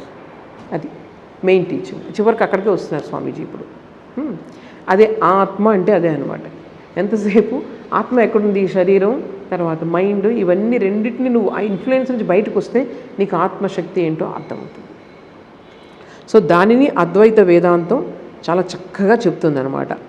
ఇప్పుడు ప్రతిదాన్ని చూడండి, ఇదంతా కూడా ఈ ప్రపంచం అంతా కూడా ఏమీ లేదు, అంతా కూడా భగవంతుడే, మొత్తం ప్రపంచం అంతా కూడా భగవంతుడే అని ఏం చెప్తున్నారంటే ఏం లేదు, ఇందులోంచి ఒక నామాన్ని రూపాన్ని తీసేయండి మొత్తం ప్రపంచం నుంచి. నేమ్ అండ్ ఫామ్ ఇవి రెండు తీసేస్తే మిగిలేదు ఇంక భగవంతుడే. సపోజ్ ఇది ఉందా, దీనికి ఒక రూపం ఉంది. టేబుల్ అని ఎలా తెలుస్తుంది? రూపం ఉంది కదా, రూపం వల్లే మనం టచ్ చేయగలుగుతున్నాం. దీని స్పర్శ, దీనికి ఒక క్వాలిటీస్ ఉన్నాయి. ఇలా టచ్ చేస్తే స్మూత్గా ఉంది, చర్మం చెప్తుంది మనకి. దీనికి ఒక ఆకారం ఉంది. సరే, దీని పేరేంటి? టేబుల్, బల్ల. ఇవి రెండు తీసేయండి, దీని నుంచి అవి రెండు తీసేయండి, మెంటల్గా తీసి చూడండి, ఇంకేముంది? ఎగ్జిస్టెన్స్ ఆఫ్ సంథింగ్, ఎగ్జిస్టెన్స్ అనమాట. ఆ ఎగ్జిస్టెన్స్ అన్నదే గాడ్. ఆ ఉనికి ఏదైతే ఉందో, అంటే ఉనికి ఇది బల్లగా, అదేమో ఫోన్గా, ఇది పుస్తకంగా, ఇవన్నీ కూడా నేమ్ అండ్ ఫామ్, ఓన్లీ నామరూపాలు. నామరూపాలు రెండు తీసేస్తే మిగిలేదు భగవంతుడే. ఏమీ లేదని చెప్పలేము. ఒకటి ఇది ఉంది, ఇక్కడ లేదని చెప్పగలరా? ఏమీ లేదని చెప్పలేరు. సో ప్రతిదాని యొక్క ఉనికి అన్నది భగవంతుడు. సో ఇది అద్వైతం చెప్తుందన్నమాట. అందువల్ల మీరు చూసే ప్రపంచం ఏంటది? ఇంద్రియాలతో గ్రహించేటువంటి ప్రపంచం. సో ఇంద్రియాలతో ఏదైతే గ్రహిస్తున్నారో దాన్ని పక్కకు తీసేస్తే ఉండదు భగవంతుడు.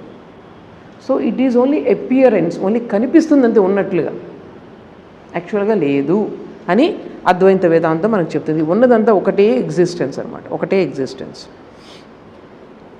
మరి అలా ఉన్నప్పుడు, ఒకటే ఎగ్జిస్టెన్స్ అయినప్పుడు, ఒకటేమో రకరకాలుగా రంగురంగులుగా రకరకాలుగా ఎందుకు కనిపిస్తుంది? ఒకళ్ళు మంచివాళ్ళు, ఒకళ్ళు చెడు వాళ్ళు. ఎలా ఉంటుందంటే ఇక్కడ ఏం చెప్తారంటే మొత్తం అంతా భగవంతుని యొక్క ప్రసారం అంతా ఒకేలా ఉంది. ఒక బాగా మర్డర్స్ చేస్తున్నారు అతనిలో, అది ఆ రిఫ్లెక్టర్ ఏదైతే మిర్రర్ ఉంటుంది చూసారా, మిర్రర్లో మనం ఏదైనా ఇది పెడితే రిఫ్లెక్ట్ అవుతుంది.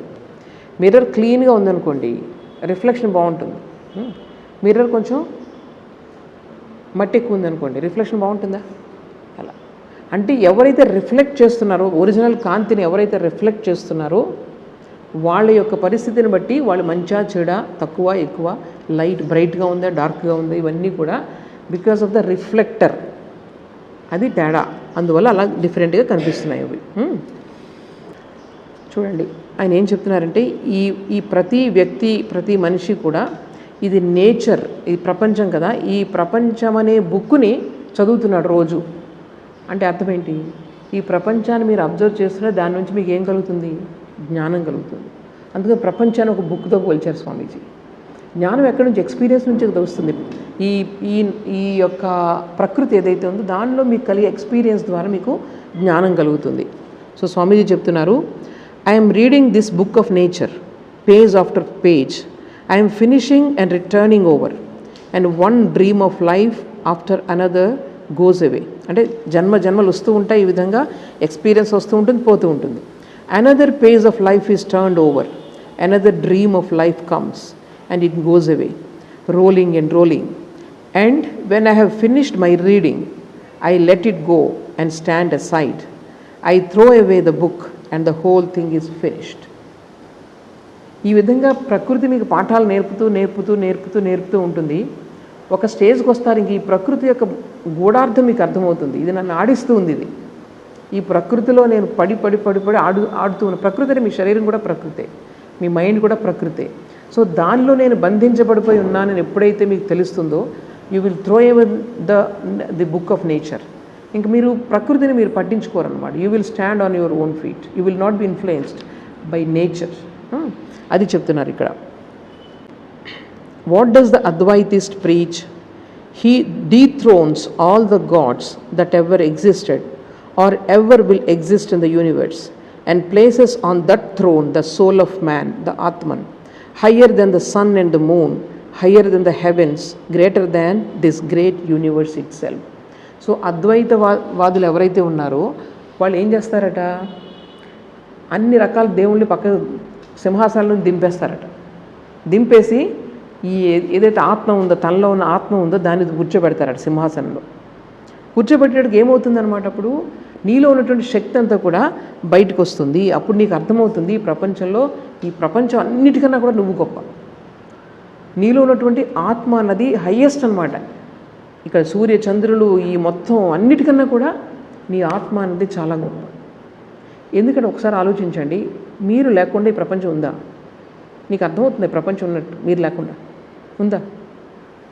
ఈ ప్రపంచం ఉంది అని మీకు ఎవరు చెప్తున్నారు మీకు? Because you are there, your existence is there, otherwise you will not understand ప్రపంచం ఉందని చెప్పేసి. అందువల్ల నువ్వు ఇంపార్టెంట్ అనమాట, ప్రపంచం కంటే కూడా నువ్వు ఇంపార్టెంట్. నువ్వు important and not as body and mind, but as the existence Atman itself. So you are so. అందుకే స్వామి రామకృష్ణ పరమహంస అంటారు, మనిషి అంటే తక్కువ అనుకుంటున్నారా మీరు? మనిషి అసలు అంటే ఎందుకంటే భగవంతుని గురించి, భగవంతుని తత్వాన్ని గురించి తెలుసుకోగలరు. ఈ ప్రపంచం గురించి మొత్తం ప్రపంచాన్ని అంతటినీ కూడా నువ్వు అలా విట్నెస్గా చూస్తూ ఏమి ఎఫెక్ట్ అవ్వకుండా ఈ ప్రపంచం యొక్క గతి ఏంటి, తత్వం ఏంటి అర్థం చేసుకునే శక్తి మనిషికి ఒక్కరికే ఉంది. సో ఈ విధంగా నీ యొక్క ఆత్మవిశ్వాసాన్ని పెంచుకోవాలి, ఆత్మశ్రద్ధని పెంచుకోవాలి, అది చెప్పేది ఇక్కడ. చూడండి, no books, no scriptures, no science can ever imagine the glory of the self that appears as man. ఎంత వండర్ఫుల్గా ఉందో చూడండి. The most glorious God that ever was, the only God that ever existed, exists or ever will exist. I am to worship therefore none but myself. ఇంతకంటే కూడా ఏ పుస్తకం కానీ దీన్ని, ఈ యొక్క ఆత్మ యొక్క తత్వాన్ని, ఔన్నత్యాన్ని వర్ణించి చెప్పలేదు. కేవలం నువ్వు అనుభూతి ద్వారా నువ్వు తెలుసుకోగలవు ఇక్కడ ఏముంది అన్నది.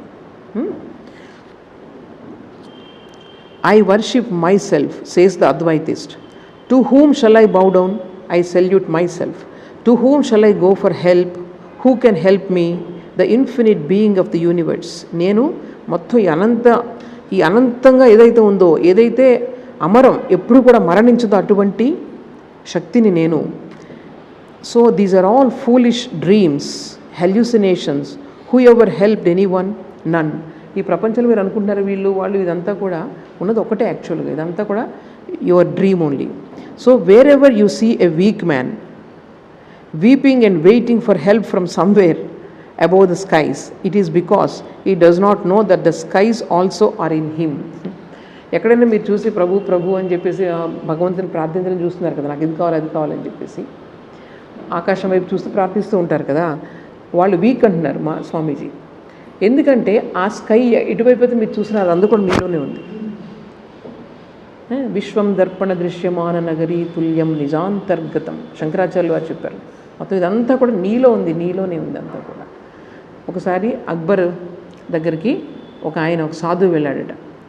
సాధువు వెళ్ళి యూజువల్గా రాజుల దగ్గరికి వాళ్ళు వస్తారు, ఏదైనా కావాలంటేనే వాళ్ళు వస్తారు. ఏదైనా వచ్చేసరికి ఈయన ప్రార్థిస్తున్నాడు, నమాజ్ చేస్తూ ఉన్నారు. అక్బర్ చేస్తూ ఉండి నాకు అందులో ఆ నమాజులో నాకు ఇది ఇవ్వు అది ఇవ్వు అని చెప్పి ఏదో కోరుకుంటున్నారు, వాళ్ళకి నమాజులు ఏదో ఉంటుంది కదా. అయితే ఈయన సాధువు వచ్చి అక్బరు బయటకు వచ్చేటప్పుడు సాధువు వెళ్ళిపోతున్నాడు. అదేంటి వెళ్ళిపోతున్నారేంటి, ఉండండి ఏం కావాలి మీకు అని అడిగితే, నువ్వే ఎవరి దగ్గరలో అడుగుతున్నావు కదా, నేను నిన్నే అడుగుతాను. You are begging from someone else and what can I ask. So ఇది అంటే ఈ స్టోరీ ఊరికే చెప్తూ ఉంటారనమాట తెలియడానికి. అందుకని అంటే అలాగని చెప్పి మీరు భగవంతుని అడగద్దని కాదు, అన్నీ మానేయమని చెప్పట్లేదు, కానీ అసలు విషయాన్ని తెలుసుకోండి. ప్రస్తుతం మనం ఏ స్టేజ్లో ఉన్నాం, వీ నీడ్ హెల్ప్ హెల్ప్ తీసుకుంటాం, అందరి దగ్గర తీసుకుంటాము, దేవుడి దగ్గర తీసుకుంటాము, గుళ్ళోకి వెళ్తాము, అవన్నీ ఆపేయమని చెప్పట్లేదు. కానీ హయ్యెస్ట్ ట్రూత్ అన్నది నీలోనే శక్తి అంతా ఉంది, అది తెలుసుకోమంటారు స్వామీజీ. Sometimes a sick man lying on his bed may hear a tap on the door. He gets up and opens it and finds no one there. He goes back to bed and again he hears a tap. He gets up and opens the door. Nobody is there. At last, he finds that it was his own heartbeat, which he fancied was a knock at the door. So, అది ఎక్కడో లేదు, ఇక్కడే ఉంది మొత్తం అంతా కూడా చెప్పడానికి story చెప్తున్నారనమాట. Thus, man, after this vain search after various gods outside himself, completes the circle and comes back to the point from which he started, the human soul, so ఈ విధంగా అడిగి అడిగి అడిగి సమస్యలు అడుగుతూనే ఉంటాం, మళ్ళీ కొత్త సమస్యలు వస్తూ ఉంటాయి, మళ్ళీ తీరుతూ ఉంటాయి. ఇట్లా పడి పడి పడి పడి పడి చివరికి అర్థం ఏమవుతుందనమాట, దీనికి సొల్యూషన్, ఫైనల్ సొల్యూషన్ ఇక్కడ ఎక్కడా లేదు. ఫైనల్ సొల్యూషన్ ఇక్కడ ఉంది. దీన్ని గట్టిగా తయారు చేసుకుంటే ఎన్ని సమస్యలు రాని, నో ప్రాబ్లం అంటారు. ఇక్కడ అర్థం చేసుకోవాలి. Because of our bondage with this material world, with this mental relations, we are feeling weak. Attachment అనేది మనకి వీక్గా తయారు చేస్తుంది. అందువల్ల ఇక్కడ స్ట్రాంగ్గా తయారవు. భగవంతుని యొక్క తత్వాన్ని అర్థం చేసుకోవడానికి ప్రయత్నం చేయి. అది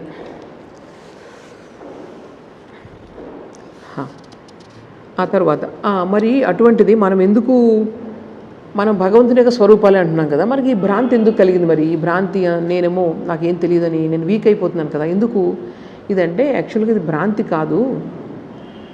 ఒక భ్రాంతి నుండి ఇంకో భ్రాంతి పుడుతుంది. భగవంతునిలోనూ సత్యంలోనూ ఎప్పుడు భ్రాంతి అన్నది లేదు.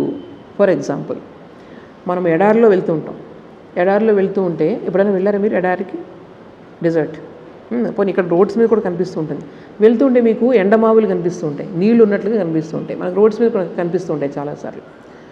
సో ఎండమావి అనే భ్రాంతి, అక్కడ నీళ్లు లేవు, నీళ్ళు ఉన్నట్టు కనిపిస్తుంది. దేనివల్ల కలిగింది చెప్పండి? దేనివల్ల కలిగింది? Optical illusion. ఆప్టికల్ ఇల్యూజన్ వల్ల మీకు అది ఆ మిరాజ్ కనిపిస్తుంది మీకు. అంటే చూడండి, ఒక భ్రాంతి అనేది వేరొక భ్రాంతి నుంచే పుడుతుంది. అది ఇదొక్కటే బాగా అర్థం చేసుకోండి మీరు. అక్కడ ఏమీ లేవు, నీళ్ళు ఉన్నట్లు చూపిస్తుంది. ఎందువల్ల? ఆ లైట్ దాని మీద రిఫ్లెక్ట్ అవడం వల్ల. నువ్వు రిఫ్లెక్షన్ అని చెప్పావు కదా, కరెక్ట్. అది ఆ రిఫ్లెక్షన్ వల్ల నాకు ఏం జరుగుతుంది? భ్రాంతి కలుగుతుంది నా కళ్ళకి, నీళ్లు చూస్తున్నట్లుగా. సో ఒక ఇల్యూజన్ నుంచి, స్వామీజీ చెప్పిన ట్రూత్ ఇది, ఇల్యూజన్ అనేది, భ్రాంతి అనేది ఇంకో భ్రాంతి నుంచే పుడుతుంది ఎప్పుడు కూడా, సత్యం నుంచి ఎప్పుడు పుట్టదు. అలాగే ఇప్పుడు ఆకాశం ఉన్నాడు కదా, ఆకాశంలో సూర్యుడు ఉన్నాడు. సూర్యుని చక్కగా చూస్తున్నాం బ్రైట్గా. కొంతసేపటికి మేఘం వచ్చింది. మేఘం వచ్చి సూర్యుని అడ్డుకుంది, నల్లటి మేఘం. ఒకసారి అంత నల్లగా అయిపోయినట్టు అయిపోతుంది కదా, మరి సూర్యుడికి ఏమైనా అయిందా? సో ఈ మేఘం అనేది ఇది ఇల్యూషన్ అంటే, ఇది భ్రాంతి అంటే. అది వచ్చి ఒక భ్రాంతిలాగా ఒక లైట్ని కప్పేసింది, మళ్ళీ అది వెళ్ళిపోతుంది. అవునా కదా? ఒరిజినల్ అక్కడ అలాగే ఉంది. సో ఈ మేఘం అనే ఇది వచ్చి మనకి దాన్ని, సూర్యుడిని, సత్యాన్ని కప్పి మనకి ఈ చీకటి అనే ఇల్యూషన్ని క్రియేట్ చేస్తుంది. టెంపరరీ ఇది. ఓకే. అలాగే ఇప్పుడు తర్వాత ఈ పెద్ద ఆకాశం ఉంది కదా, ఆకాశంలో ఎన్నో మేఘాలు అటు నుంచి ఇటు తిరుగుతూ ఉంటాయి, కానీ ఆకాశానికి ఏమైనా అవుతుంది? ఆకాశం కాన్స్టెంట్గా ఉంటుంది. అలాగే మనలో ఉన్నటువంటి ఆత్మ అన్నది కూడా ఎప్పుడు కాన్స్టెంట్గా ఉంటుంది. In spite of all these changes, mental, physical, whatever change, everything is on that. It is like a background screen. Everything is happening. So actually delusion నుంచే వచ్చింది, అది తెలుసుకుంటే చాలు మనం. స్వామీజీ అంటారు, నేను ఫస్ట్ ఆయన మొత్తం ఎడారులంతా వెళ్ళారనమాట రాజస్థాన్లో. నడుచుకుంటూ వెళ్తున్నారు. ఒకసారి వెళ్తూ ఉంటే దూరం నుంచి బాగా దాహంగా ఉంది. ఒక్కయనే కదా ఎక్కడ ప్రయాణం చేస్తూ ఉండేవారు, భారతదేశం అంతా నడుచుకుంటూ వెళ్ళారు ఆయన. సో వెళ్తూ ఉంటే ఎక్కడో నీళ్ళు ఉన్నట్టుగా కనిపించింది, అంటే లిటరల్గా నీళ్ళు ఉన్నాయి అక్కడ. ఆనందంతో వెళ్తున్నారు, నీళ్ళు ఉన్నాయి వెళ్దామని చెప్పేసి. ఫస్ట్ టైం ఎడారి చూస్తున్నారు కదా, దగ్గరికి వెళ్ళే కొద్దీ అది ఇంకా దూరం వెళ్ళిపోతుంది అది వాటర్. దాని తర్వాత అదే, ఓహో దీన్నే ఎండమావి అంటారు అనుకుంటాను అని చెప్పి గుర్తొచ్చింది. ఎప్పుడో చిన్నప్పుడు చదివారు కదా, అప్పుడు స్వామీజీ అంటారు, ఫస్ట్ టైం నాకు ఆ భ్రాంతి కలిగింది. ఇంకా నెక్స్ట్ టైం నేను మళ్ళీ ఎడారిలో ప్రయాణించినప్పుడు అది ఉంటుంది ఆ భ్రాంతి. నీళ్ళ కోసం వెళ్తారు ఆయన అక్కడికి. అందుకనే చూడండి, ఈ ప్రపంచంలో ఇదంతా కూడా temporary. Everything existence is temporary. దీన్ని చూసి నేను అనవసరంగా నువ్వు బాధపడిపోవడం, కొంచెం పరీక్షలో మార్కులు తక్కువ వస్తే బాధపడిపోవడం, లేకపోతే నాది ఏదో పోయిందనుకుంటే బాధపడిపోవడం, ఇవన్నీ ఈ బాధ అనేది నీ ఐడెంటిఫికేషన్ వల్ల నువ్వు ఆ భ్రాంతిలో ఉండిపోయి నీ ఒరిజినల్ పీస్ అనేది నువ్వు మర్చిపోతున్నావా లేదా? సో గాడ్ అంటే ఏంటి చెప్పండి? Peace, internal peace, peace and harmony అనమాట. లోపల నీకు పీస్ అండ్ హార్మోనీ ఉంటే you are nearing God. So అందువల్ల ఇవన్నీ కూడా నన్ను డిస్టర్బ్ చేయకూడదు. ఇవన్నీ ఎండమావి లాంటివి. ఈ భ్రాంతిని, ఇంద్రియాల భ్రాంతి నుంచి ఆ భ్రాంతి క్రియేట్ అయింది. అర్థమైందా? భ్రాంతి నుండే భ్రాంతి క్రియేట్ అవుతుంది. భ్రాంతి అంటే ఏంటి చెప్పండి? ఈరోజు ఉంటుంది, రేపు ఉండదు. దట్ ఈస్ భ్రాంతి. ఇప్పుడు ఉన్నట్టు కనిపిస్తుంది, నెక్స్ట్ మూమెంట్లో ఉండదు. సో ఈరోజు మనకు ఇప్పుడు ప్రపంచం అంతా అంతేనా చెప్పండి? ఈరోజు ఇలా గ్రీన్గా ఉంది ఆ చెట్టు, మళ్ళీ నెక్స్ట్ సీజన్ వచ్చేటికి మొత్తం ఆకులన్నీ రాలిపోతాయి లేదా? సో ఈ రోజునది రేపు ఉండదు. సో ఈ భ్రాంతిలో పడి నీ ఒరిజినల్ ఏదైతే ఉందో, నీ లోపల ఏదైతే శక్తి, ఆత్మశక్తి, భగవంతుని శక్తి ఉందో దానిని నువ్వు లూజ్ చేసుకోవద్దు. అది చెప్పడానికి ఇదంతా కూడా ప్రాక్టికల్ లెవెల్కి వస్తే కనుక ఇదనమాట. అది చెప్తుంది. అద్వైతాలో ఈ భ్రాంతి అనేది అన్నింటిలో లేదు. ఇక్కడే భ్రాంతి అనేది ఈ అద్వైత సిద్ధాంతాన్ని చెప్పుకోవడానికి వాళ్ళు భ్రాంతి అని చెప్తారనమాట. ఇంకో పెద్ద విషయం ఏంటంటే, మనకి ఇప్పుడు శాస్త్రాలు ఉన్నాయి, వేదాలు, ఉపనిషత్తులు ఇవన్నీ ఉన్నాయి. వాటి నుంచి ఫిలాసఫీలన్నీ డెవలప్ అయ్యాయని చెప్తున్నాం కదా. స్వామీజీ ఏం చెప్తారు తెలుసా? నువ్వు ఆత్మతత్వంలో ప్రతిష్ఠితమైతే అవన్నీ కూడా జస్ట్ లైక్ చిన్న చిన్న మ్యాప్లు లాంటి పుస్తకాలన్నీ కూడా అక్కడ ఉన్న మ్యాప్స్ని బట్టి నువ్వు అర్థం చేసుకోవచ్చు. ఓహో ఇదే చెప్పారు, నాకు అనుభూతి అవుతుంది ఈరోజు ఇక్కడ, అక్కడ ఏవైతే చెప్పారో ఇక్కడ అనుభూతి కలుగుతుంది. అప్పుడు నీకు పుస్తకాలు ఎందుకు? సో హిందూయిజంలో, మన ధర్మంలో experience is the highest, not this God or that God or this book or that book. మీరు తెలుసుకోండి, ఇది మీకు అనుభవం కలిగే వరకు కూడా మీరు ఎంత రిలీజియస్, ఎన్ని గుళ్ళకి వెళ్ళండి, ఎన్ని రకాలు చేయండి, ఉపన్యాసాలు ఇవ్వండి, ఎన్ని పుస్తకాలు చదవండి, నీకు ఎక్స్పీరియన్స్ లేకపోతే ఏంటి దానివల్ల లాభం లేదు. రామకృష్ణ పరమహంస అందుకే చెప్తారు, ఆయన ఏం చెప్తారంటే, ఎంత పాండిత్యం ఉంటే ఏం లాభం. చాలామంది పండితులందరూ కూడా ఆయన చెప్తూ ఉంటారు, ఆయన ఏం చదువుకోలేదు, అందుకే ఆయన ఏం చదువుకోలేదు అసలు, కానీ ఎక్స్పీరియన్స్ బుక్స్లో ఉన్నవన్నీ నువ్వు బుక్స్ రిఫర్ చేసుకో, ఆయన కలిగిన ఎక్స్పీరియన్స్ అన్నీ కూడా మనం ఆ బుక్స్లో చూడొచ్చు అనమాట. సో మనకి ధర్మంలో మీకు ఎక్స్పీరియన్స్ ఈజ్ ద హైయెస్ట్. అందువల్లే మీరు ఏ దేవుడిని తీసుకోవడం మాకు ప్రాబ్లం లేదు, మాకు అది ప్రాబ్లం లేదు. కానీ నువ్వు మంచిగా తయారవుతున్నావు లేదా అనేది ప్రాబ్లం. అందుకే మనకి ఇక్కడికి వచ్చి అన్ని రకాల మతాలు లోపలికి వచ్చి హాయిగా ఉంటున్నాయి ఇక్కడ ఇండియాలో. వేరే చోట ఎందుకు కొట్టుకుంటున్నారు? మనకి ఎందుకు అలాగా? రిలీజియన్ పేరు దెబ్బలాట్లు ఉన్నాయి మనకి. ఎక్కడో బయట నుంచి వచ్చి మనల్ని డిస్టర్బ్ చేస్తున్నారు తప్ప, మనకి ఇక్కడ అందరూ కూడా ఎంత చక్కగా ఎంబ్రేస్ చేసుకుని ఇక్కడ చేస్తున్నారు. ఎందుకంటే ఇదనమాట, మీరు ఎవరిని ఆరాధిస్తున్నారన్నది ఇంపార్టెంట్ కాదు, మీరు ఎలా తయారవుతున్నారన్నది ఇంపార్టెంట్. సో అనుభూతి అనేది ఇక్కడ కావాలి అన్నది స్వామీజీ చెప్తున్నారు. Know the truth and be free in a moment. What is the truth? What is the truth? Swamiji చెప్తున్నారు, సత్యాన్ని తెలుసుకో, ఈ ముహూర్తంలో నువ్వు స్వేచ్ఛను అనుభవించు. నేను ఆత్మని, నేను ఈ బాడీ మైండ్ కాదు. ఇది బాడీ మైండ్ అనే ఇన్స్ట్రుమెంట్స్, నేను యూజ్ చేసుకున్నాను ఇన్స్ట్రుమెంట్స్ కింద. సో నేను ఆత్మని అన్న సత్యాన్ని తెలుసుకొని ఈ ముహూర్తంలోనే నువ్వు ఫ్రీడమ్ని, నువ్వు స్వేచ్ఛను అనుభవించు. All the darkness will then vanish when man has seen himself as one with the infinite being of the universe, when all separateness has ceased, when all men and women, all gods and angels, all animals and plants, and the whole universe have melted into that oneness, then all fear disappears. Can I hurt myself? Can I kill myself? Can I injure myself? Whom to fear? Can you fear yourself? Then will all sorrow disappear. What can cause me sorrow? I am the one existence of this universe. Then all jealousies will disappear. Of whom to be jealous? Of myself. Then all bad feelings disappear. Against whom can I have bad feeling? Against myself. There is none in the universe but I. And this is the one way, says the Vedantist, to knowledge. Kill out this differentiation, all these differences. Kill out this superstition that there are many. He who in this world of many sees the one, he who in this mass of insentiency sees that one sentient being, he who in this world of shadows catches this reality, unto him belongs eternal peace, unto none else, unto none else.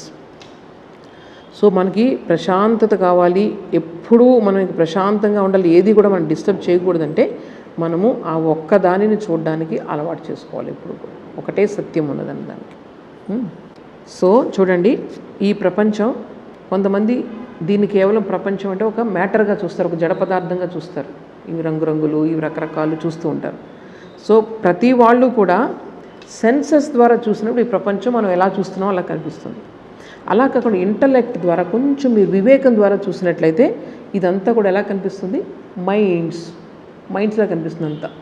మీరు ఫిజికాలిటీని కొంచెం మర్చిపోయి mental లెవెల్లో చూడడం నేర్చుకుంటారు. ఇక spirit ద్వారా చూస్తే, చైతన్యం ద్వారా చూస్తే ఇదంతా కూడా ఒకటే మాస్ ఆఫ్ రియాలిటీ. సో మనం చూసే విధానాన్ని బట్టి, మన యొక్క దృష్టి కోణాన్ని బట్టి మనం ఎంతవరకు ఈ ప్రపంచాన్ని అర్థం చేసుకోవడంలో పురోగతి సాధించాం, దానిని బట్టి ఈ ప్రపంచం పట్ల మన అవగాహన మారుతూ ఉంటుందన్నమాట. అదే గొప్ప వాళ్ళందరూ కూడా ఒకదాన్నే చూస్తారు, అందుకే అందరినీ ప్రేమించగలుగుతారు. మనం డిఫరెన్స్గా చూస్తున్నాం కాబట్టి ఈ కులాలు, ఆ మతాలు, వీళ్ళు వాళ్ళు ఆడవాళ్ళు మగవాళ్ళు ఇవన్నీ చూస్తూ ఉంటాం. సో అద్వైత సిద్ధాంతంలో there is no difference between anybody. It is only Swamiji అంటారు, మ్యాన్ అండ్ ఉమెన్ ఈ difference only animals will see. So people who are like animals, they only always on the physical level. Those who are on the physical level always, they are like just like animals only.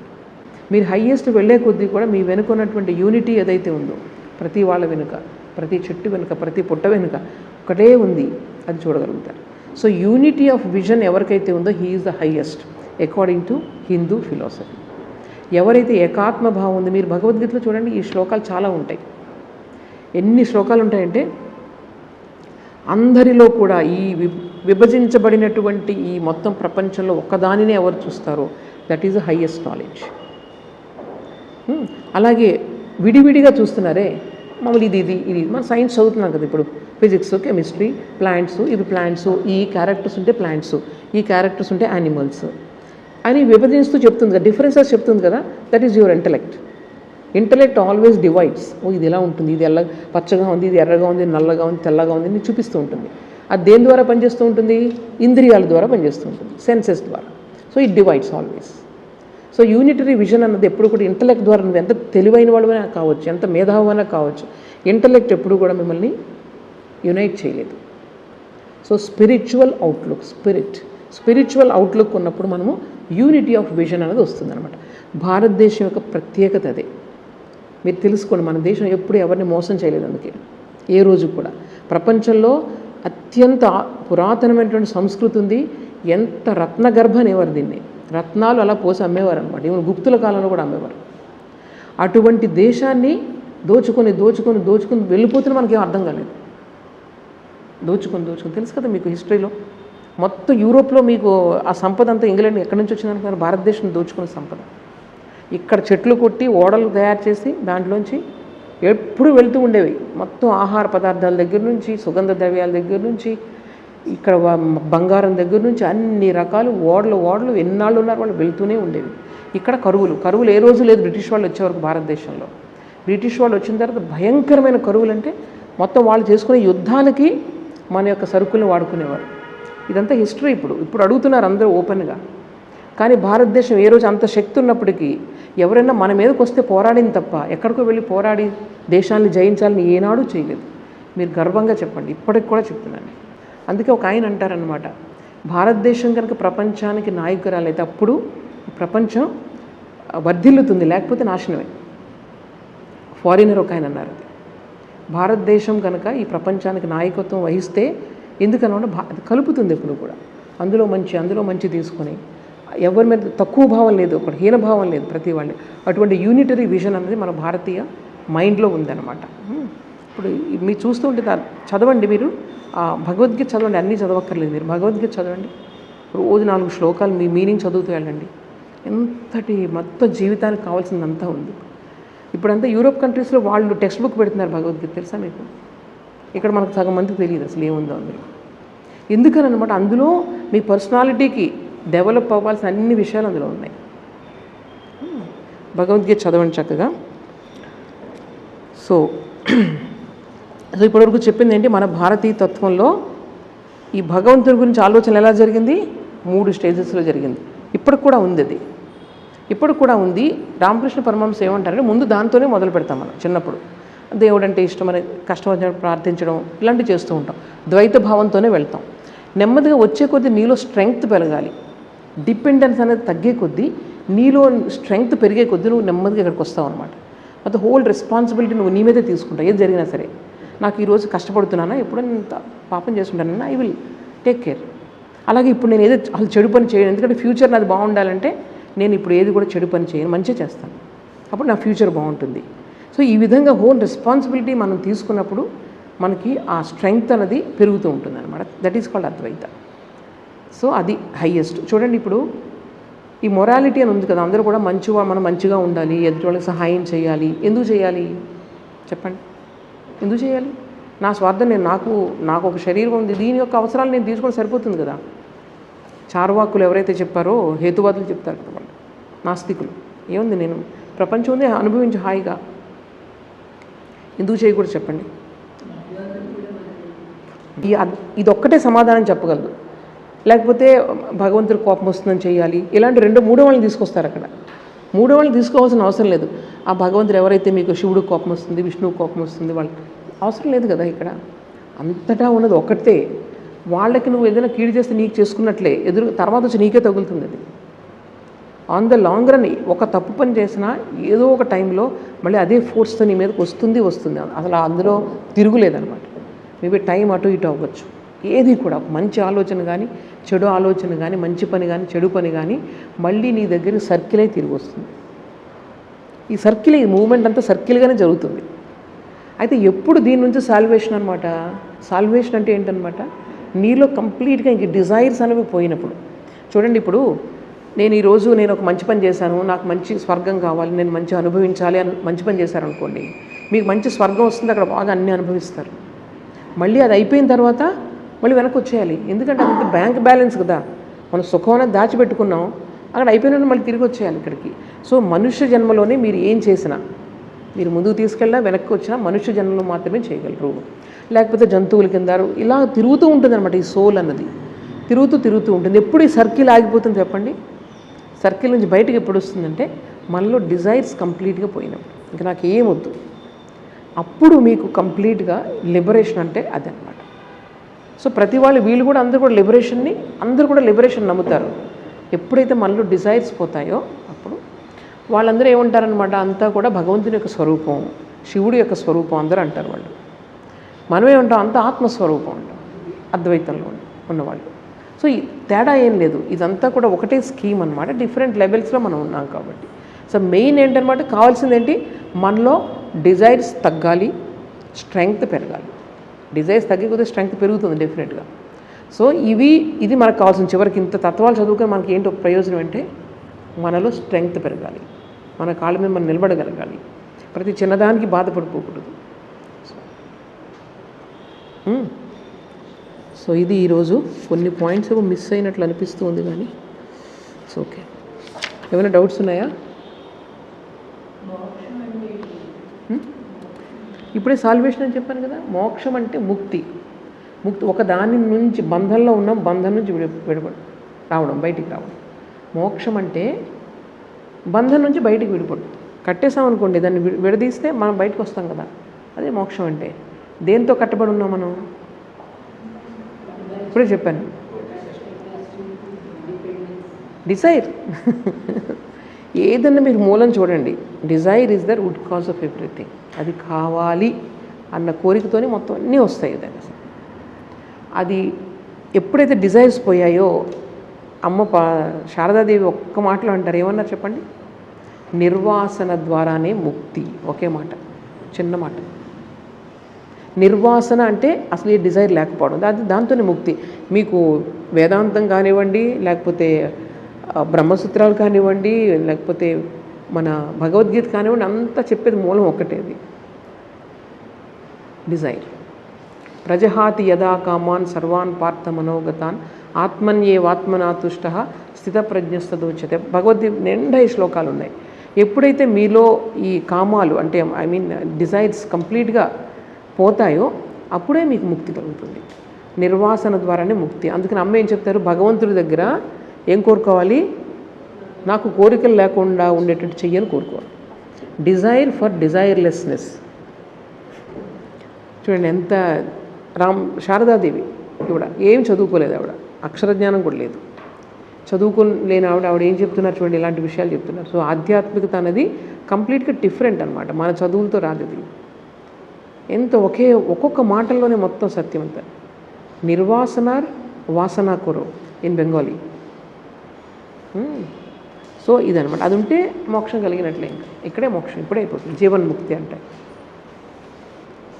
దాని చుట్టూనే ఇవన్నీ ఉన్నాయి. ఇంకేమైనా ప్రశ్నలు ఉన్నాయా?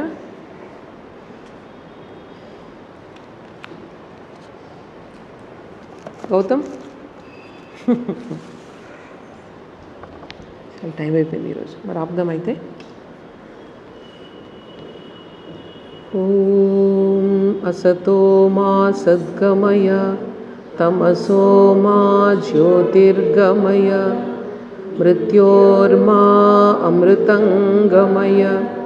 ఓం శాంతి శాంతి శాంతి. హరి ఓం తత్సత్. శ్రీరామకృష్ణార్పణమస్తు.